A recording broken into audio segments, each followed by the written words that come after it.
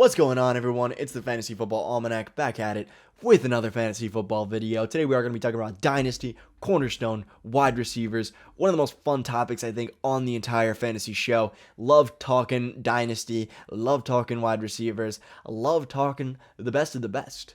And today we get to talk about the best of the best. Before I get into it, though, if you guys could, go down and give this video a like. I'm answering every single comment. If you guys think I'm totally wrong on a player, you guys want to talk dynasty, trades, anything, free agency, please let me know down below. Would love to help you all out. Would love to talk fantasy, even if, again, you think I'm completely wrong. It's all part of the sport. And subscribe to the channel, turn the notification bell on so you don't miss another video. With that, though, guys, let's hop right into it with our first player. And our first player should realistically be no surprise. I got Justin Jefferson. I got Ja'Marr Chase at 1 and 2 in the same tier. I have Justin Jefferson first. I wouldn't fault you if you had Ja'Marr Chase first. But I'm going to talk about both these guys pretty briefly because both of them are in a league of their own, in my opinion. Both of these wide receivers came out over 1,400 yards their rookie year. Mind-blowing. Both are in above-average situations in the NFL. Ja'Marr Chase finds himself in a better situation. But Justin Jefferson still does have a quarterback who can consistently throw over 30 touchdowns a season. So I love Justin Jefferson. I think he's one of the most talented wide receivers I've ever seen. I mean, this is a player who had 1,800 yards in his third NFL season, 106 yards per game, over 300 fantasy points last year in half PPR scoring. One of the best. You cannot go wrong having Justin Jefferson on your team. He's an auto 20 points. And if you have him, your team is at least relevant. I mean, you cannot be the worst team in the league with Justin Jefferson on your team. If you are, shame on you. But also, Ja'Marr Chase, phenomenal player as well. I mean, had a little bit of a step back this most recent season in terms of efficiency, but also he did get injured. And this is someone who still had over 1,000 receiving yards despite only playing 12 games. He was averaging 87 yards a game, so on a 16-game pace, he should be absolutely fine. I mean, that's 1,400 yards yet again. And he's attached to Joe Burrow, which, enough said, a phenomenal quarterback. Moving it down a tier, I got Ceedee Lamb. I think Ceedee Lamb should definitely be the number 3 wide receiver. I could put him in a tier of his own, but I do think these receivers behind him do at least deserve to be in the same tier as Ceedee, although I do love Ceedee. Ceedee putting up almost 1,400 yards this last season, finishing as the wide receiver 6 last season with 248 fantasy points in between A.J. Brown and Jaylen Waddle. Guys, I'll get to in a bit. But Ceedee Lamb looked like everything you need from a cornerstone wide receiver in fantasy. Well, he is not Ja'Marr Chase and Justin Jefferson. Very few people are. I think he deserves to be 3 easily. And if you have him, hold on to him unless you're getting an absolutely ridiculous return. The next guy I have on the list, which might be a little high for some people's tastes at this current moment, and some of this may be New York bias here, but I have Garrett Wilson as my wide receiver 4. Personally, I think he had a phenomenal rookie season, again, having 1,100 yards in his rookie season despite dealing with some absolutely terrible quarterback play. I mean, nobody's saying Zach Wilson's a good quarterback. Nobody's even saying Zach Wilson is a competent quarterback. Not even Jets management is really saying it. They know he's bad. Mike White, well, a fun story, is not the answer for this team long term. Joe Flacco, also not a great quarterback, to say the least. I mean, at least not now. In his prime, he was great, but now, no, not so much. So I think Garrett Wilson, despite terrible quarterback play, overcame and again had 1,100 yards his rookie season and finished as the wide receiver 19 despite only having 4 touchdowns. I think it was a phenomenal rookie season from Garrett Wilson. And now you bring in the potential of having Aaron Rodgers here. Well, it will only be for 1 or 2 years. I think those 1 or 2 years will be absolutely spectacular for Garrett Wilson. And it's not like Garrett Wilson is just going to disappear after that. The Jets will figure it out. They'll trade him.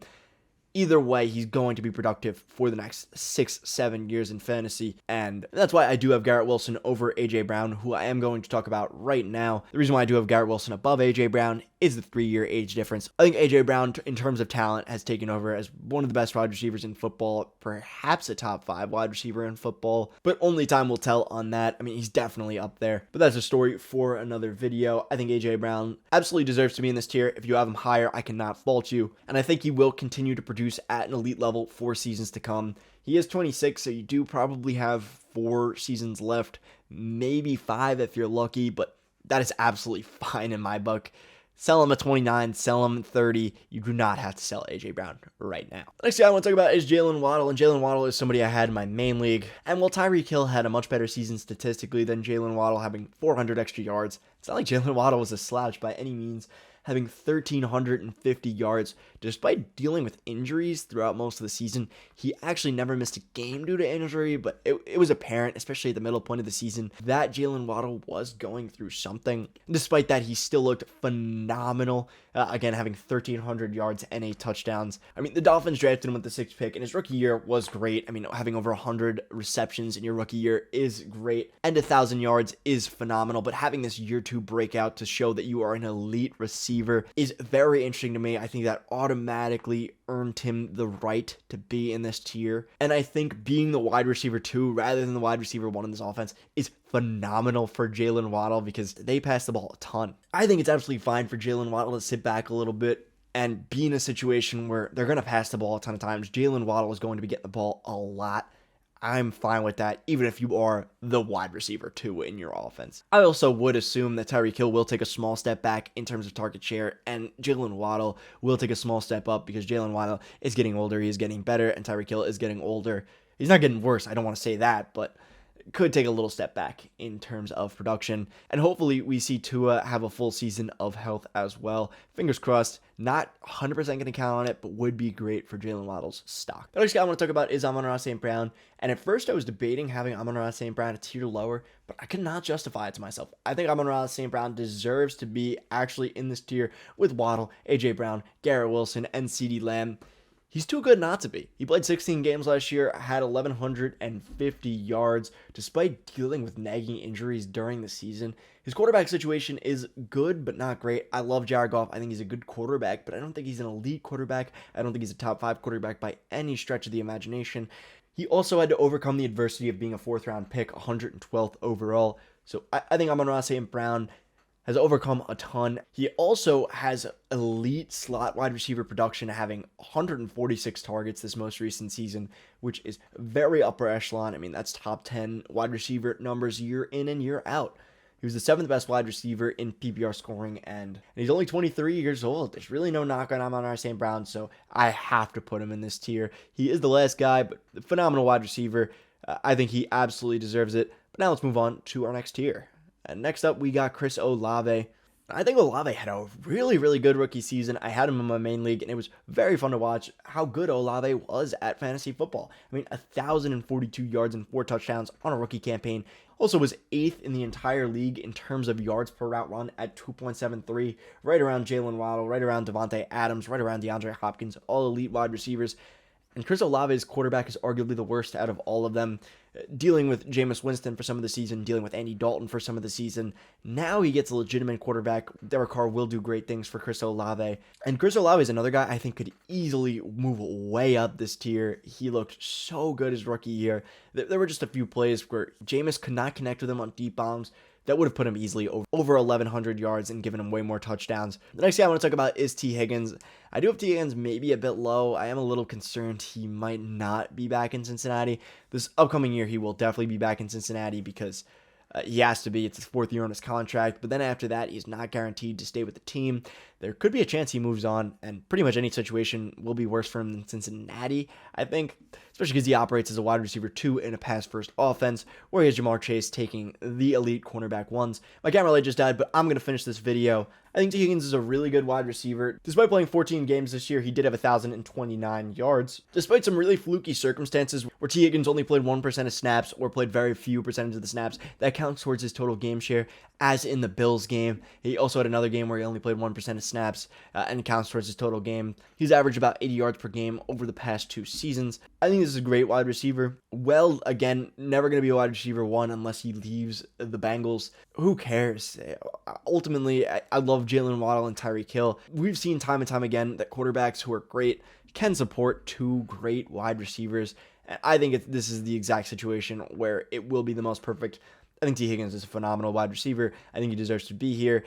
Let's move on to another wide receiver who's in an offense with another great wide receiver, and that is DeVonta Smith. DeVonta Smith, the second half of the season, was one of the best wide receivers I've seen in a while. Just DeVonta Smith, the second half of the season, was electric. As from weeks 10 on, DeVonta Smith was the wide receiver 4 in all of fantasy between Ceedee Lamb and Amon-Ra St. Brown. He actually outperformed A.J. Brown only by 4 points, but still something worth mentioning.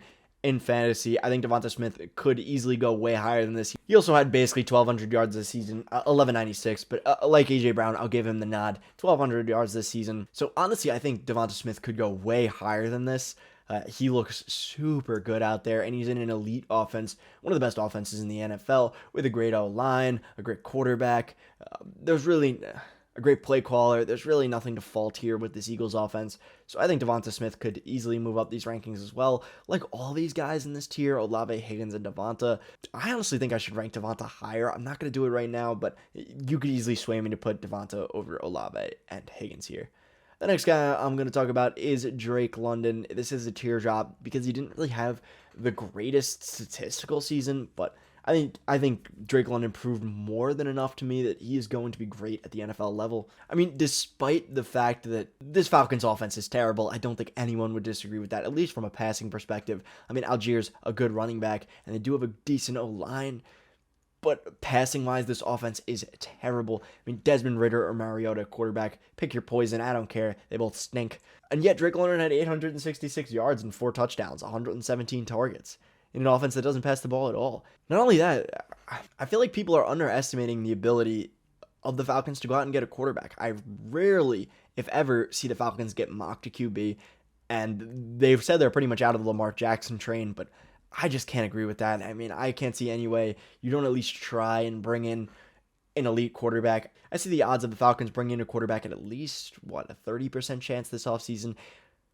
I know they do bring in Heineke, but I don't think that's someone an offense is clamoring over. Well, he is decent. When he's 30 years old, he's proven his potential, and his potential is, at best, the 24th best quarterback in the league. Nothing crazy. I think they will. I think they could easily bring in someone else. Moving on, I got Jaxon Smith-Njigba, and Jaxon Smith-Njigba has not played a snap in the NFL, but proved at the Combine that his sophomore season was not a fluke, finishing in the top 6% of all wide receivers in terms of their athletic profile. Wherever he goes, I'm not really too worried, but if he does start to fall later in the draft, I think that's almost a good thing. Ending up with a team like the Chiefs, the Bills, the Eagles, I'd be happy with, but I think the most realistic destination for him is the Texans. Don't want to speculate too much, but I see the Texans drafting, C.J. Stroud and JSN, pairing up these Ohio State teammates. But potentially, there are other teams as well. But I think they make a lot of sense. I think the Texans make a lot of sense at 12 because they have the pick. Why not gear up your quarterback with a great wide receiver, especially one that he is very, very comfortable with, one that he supported to 1,600 yards in college football. The last guy I want to talk about is DK Metcalf, and I think DK Metcalf definitely deserves a spot on this list. I mean, it's DK Metcalf, and enough said. He's a 25-year-old wide receiver, consistently putting up 1,200 yards a season and an above-average touchdown rate. He is with Geno Smith, who I think is a pretty underrated quarterback, definitely an above-average quarterback in today's NFL, and they also have 2 first-round picks, meaning they could bring in somebody else aside from DK to really draw away defensive attention, because I don't think Tyler Lockett's going to be in there much longer. He's 32 years old. But I think DK Metcalf definitely deserves a spot in here in this tier. He could go a little bit higher, maybe above JSN, maybe above Drake London.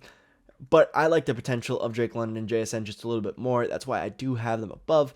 But anyways, guys, that's going to be it from me. Hope you guys did enjoy the video. If you did, go smash that like button. Let me know what you guys think about this list down below, because there is a lot of fluctuation that may happen from these wide receivers. I mean, there's a lot of players that I really gave very slight nods to over another. Overall, wide receivers in the NFL are so good right now. Best they've ever been, in my opinion. But either way, let me know what you guys think down below, and subscribe to the channel, turn that notification bell on so you don't miss another video. With that, there, guys, as always, have a good day, a good night, and a good life.